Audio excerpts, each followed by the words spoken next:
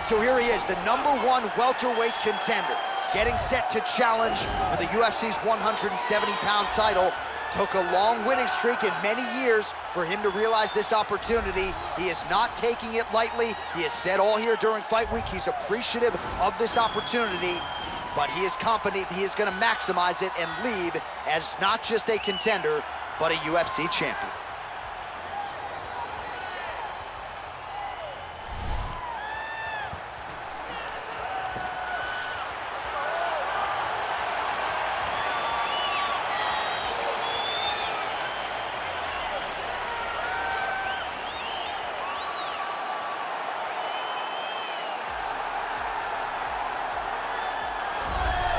He is the reigning, defending, undisputed UFC welterweight champion of the world, and in a division that has so much depth in that top 15, it's even more remarkable that this man has remained the hunted. The question tonight, with a powerful challenger out of that blue corner, can he walk away and still?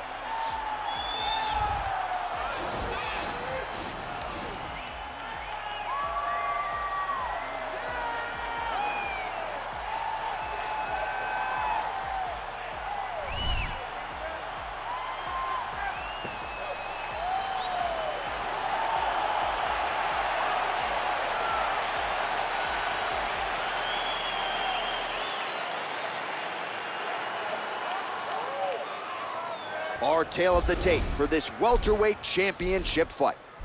So a more than 5-year gap between these two fighters when it comes to the age, with some differences in height, but big differences in reach. Bruce Buffer. Ladies and gentlemen, this is the main event of the evening. And when the action begins, our referee in charge of the Octagon, Dan Murgliata. This is the moment UFC fans around the world have been waiting for. Live from the MGM Grand Garden Arena in Las Vegas, it's time! 5 rounds for the undisputed UFC welterweight championship of the world. Introducing first, fighting out of the blue corner. This man is a kickboxer, holding a professional record of 7 wins, 2 losses. He stands 6 feet 4 inches tall, weighing in at 184 pounds. Fighting out of Sao Paulo, Brazil, presenting the challenger, Alex Pereira.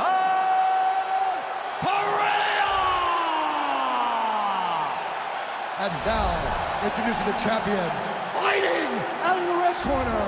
This man is a wrestler, holding a professional record of 24 wins, 1 loss. He stands 5 feet 10 inches tall, weighing in at 155 pounds. Fighting out of Makhachev, Russia. Ladies and gentlemen, presenting the reigning, defending UFC welterweight champion of the world, Islam Makhachev!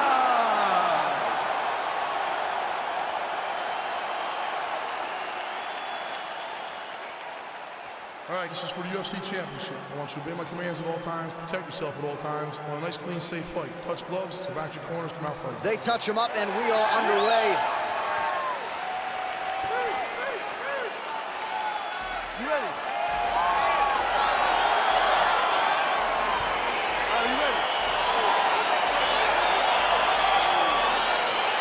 All right, so here we go, round 1 of this highly anticipated tilt between the strong striker and the decorated grappler. Any chance that these guys mix it up, or are you just expecting them to stick to what got into the dance? I'm expecting a pretty straightforward approach from both of these fighters. The striker will try to lead with his punches and his kicks, and the grappler will try to time a takedown, time a clinch position so he can start to work towards a lot of those great judo throws that he possesses. Once on the ground, he is in his realm and will start to chase submissions. Stuffs the takedown there. How good is his takedown defense? Good series of strikes by him there. Great job of mixing it up, staying active, keeping busy, doing great work. There you go. There you go.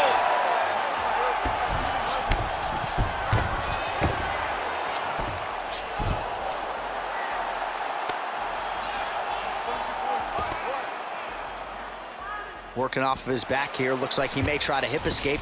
All right, closed guard now. You got to be careful, though. He's got a lot of submissions off his back. All right, well, both fighters pretty comfortable on the ground, DC, but you got to be very careful hanging out here for too long if you're his opponent. Under 3 minutes remain in round one. Well, you got to be working off of your back. He's certainly doing so here. Nice punch. Oh, nice job to reverse position on the ground. It was bad, but now it's not so bad. What a fantastic sweep.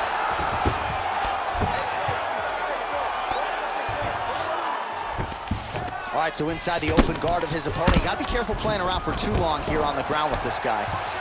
All right, we'll see if he postures up and can get some of his ground strikes going here. All right, trying to pass here. As Glover Teixeira might say, not today. Not today. Great job of following with the hips, keeping those legs locked and keeping them in full guard. Nice hammer fist. He's putting him in exactly the positions he needs to be in right now. He's able to relax here. And he understands, being a veteran of so many fights, that as long as he's on top, he's winning. He feels like he's winning here. Oh, nice work from the bottom. Tags him with the punch.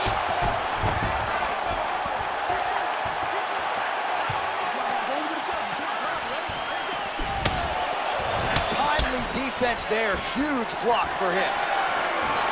Right punches there. Right, he engages in a single collar tie here. What a fantastic strike to throw at the exact right moment. He deserves this moment. Go finish his fight. Oh, really using his reach advantage there with that land, DC. Oh, beautiful level change. 20 seconds left. All right, bottom fighter here, maybe looking to hip escape, DC. 10 seconds to go. All right, he's got the full mount now. Is this one of the most dominant positions in MMA? Is that fair to say? It's a very dominant position. It's one of the most ideal positions you can get to, especially if you are fighting someone that doesn't truly understand that they're not in as much danger as they are, because it's dangerous, but there are a lot of outs, and if a person isn't very understanding of that, then you can really, really put some damage on them.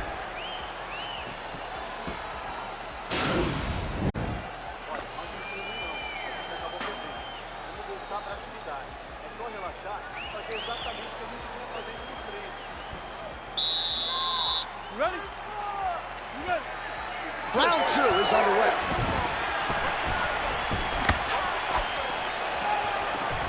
All right, he'll engage in a single collar tie. Oh, and he lands a punch there. Good connection by him on that.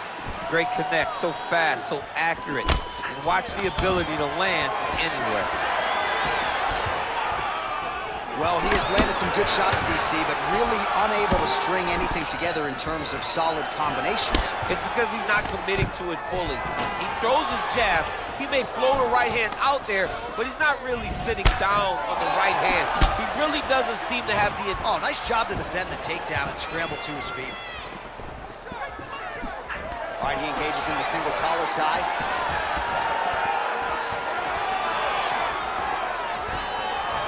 And they clinch once again. Oh! Dude's hurt. Serve him up. Go get him.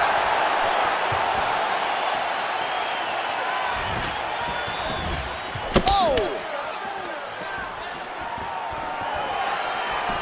All right, single collar tie now.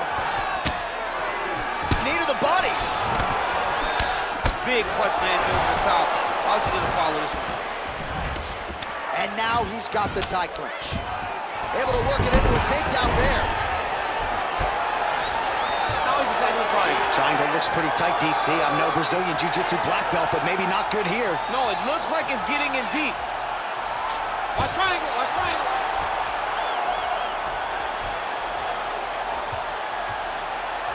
Needs to push the arm to the side. Get his head against the mat. Now watch as he goes to the finish. Watch his chest go to the mat. He goes flat. Oh, he might have got him with a choke. Wow. All right, side control now, DC. When you get side control in a fight, what are you looking for? When I get to the side control in the fight, and I believe this young man should do the same thing, it's secure first. Grab everything in tight. Make sure your elbows are in. Make sure you've got something locked in so your opponent doesn't just squirm away. Punch short punches, but try to make the opponent make a choice. Either he turns back into you, you take your front headlock, or he turns in the opposite direction, you throw your hook in, and you start looking to get a choke off. Man, how fun is this to watch as he continues to dole out damage with the ground and pound? Take it back to the days of guys like Mark Coleman, just beating people up in the ground and pound. This guy is a throwback fighter, and he's very fun to watch. Yeah, the Godfather would be proud. All right, he's trying to control posture here. Now trying to hip escape. He's just trying to move out of this position up the bottom. Well, anytime you are in a ground fighting situation with this fighter, you're potentially playing with fire. Oh, he's got the ground and pound going now. Side control now. And that's the end of round number 2. Well, he had a lot more than a puncher's chance coming in. Big knockdown for him in the previous round. DC, talk us through the highlight. He got in his opponent's face, landed that big punch that put his opponent flat on his back. He couldn't get the finish, but if he lands one more time just like that, he will get the victory.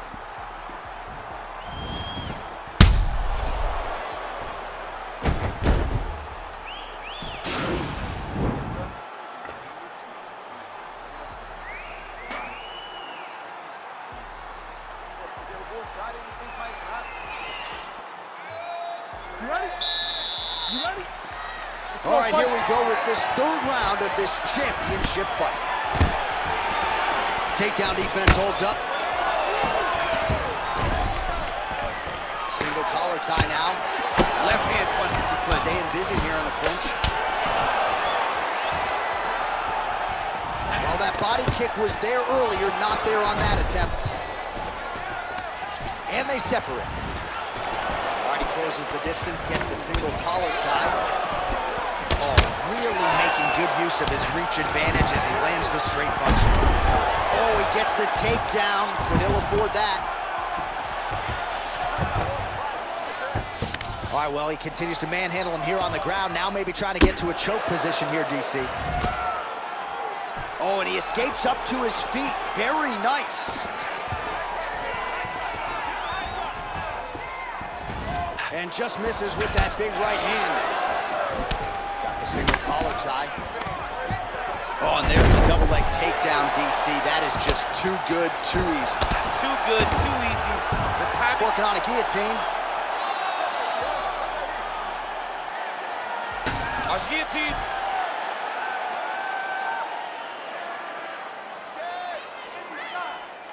Oh, we're getting a finish here. Oh, looks like he's countering here with maybe a Von Flue. He's got the side mount, and now all of a sudden his opponent's in trouble. May want to bail on that guillotine sooner rather than later.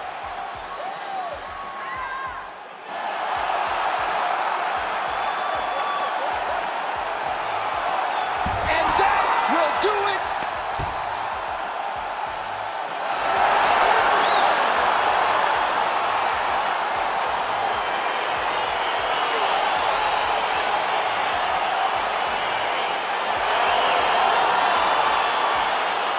Let's take a look back at the replay as he gets it done by submission tonight, champ. Just watch how slowly he approaches the submission, though. He never rushes. He takes his time, but it's his trickiness. It's his ability to trick people into going to the floor with him that puts them in danger and finishing fights.